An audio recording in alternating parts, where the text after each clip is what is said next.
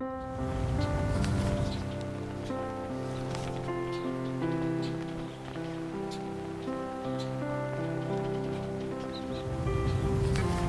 45 برس، درمیانہ قد، جاذب نظر، چہرہ سرخ و سفید، پاکیزہ تاثرات، چمکتی آنکھیں، سر اور داڑھی کے خوبصورتی سے تراش خراش ہوئے سفید باریک بال، ایک ہنسمکھ اور خوشگوار شخصیت، آواز دھیمی مگر صاف، لہجہ مہربان اور باوقار انداز گفتگو، خوش لباس۔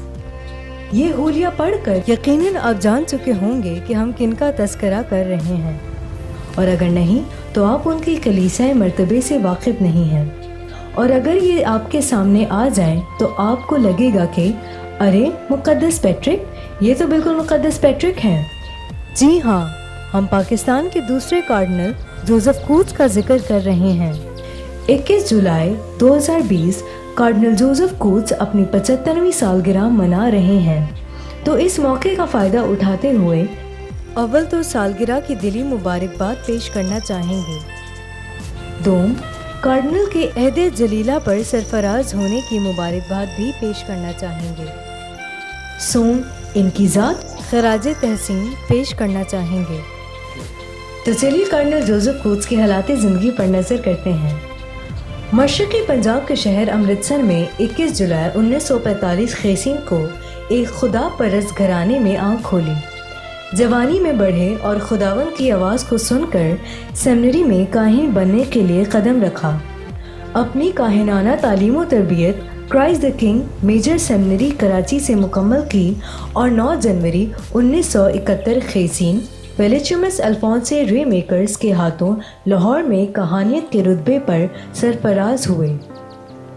کاہن مقرر ہونے کے بعد اعلیٰ مذہبی تعلیم کے حصول کے لیے روم کا رخت سفر باندھا، جہاں 1973 سے 1976 خیسین تک رہے اور علم فلسفہ میں ڈاکٹریٹ کی ڈگری لی۔ روم سے فارغ التحصیل ہونے کے بعد اپنے اس علم کو دوسروں تک لے جانے کے غرض سے کرائسٹ دی کنگ سیمنری میں فلسفی اور سوشیولوجی کے پروفیسر مقرر رہے۔ کراچی میں خدمت کے بعد لاہور ڈائسیس کی خدمت کے لیے واپس گئے تو سینٹ میریز میجر سیمنریز کے ریکٹر مقرر ہوئے۔ 1986 تا 1988 خیسین تک لاہور کے بشپ ارمانڈو ٹرینیڈار کے ساتھ بطور وکر جنرل کام کرتے رہے۔ صرف 43 برس عمر کو 6 ستمبر 1988 کو بشپ یونا وینیجر پال ایف ایم نے انہیں باقاعدہ حیدرآباد ڈائسیس کی ذمہ داریاں سپرد کر دیں۔ مئی 1988 خیسین میں فیصل آباد کے بشپ ڈاکٹر جان جوزف اپنی قوم پر قربان ہوئے، تو ان مشکل ترین حالات میں مقدس جان دوئم نے 27 جون 1988 خیسین کو فیصل آباد بشپ مقرر کر دیا۔ اس دوران آپ سماجی خدمات کے ادارے کیریٹاس کے سربراہ بھی رہے۔ 2007 خیسین میں بین المذہب مکالمہ کے لیے عمدہ خدمات پر شالوم ایوارڈ دیا گیا۔ 2011 تا 2007 خیسین کیتھولک بشپ کانفرنس کے صدر رہے۔ 25 جنوری 2012 خیسین پاپائے اعظم بینیڈکٹ 16ویں نے آرچ بشپ آف کراچی کا بشپ مقرر کیا۔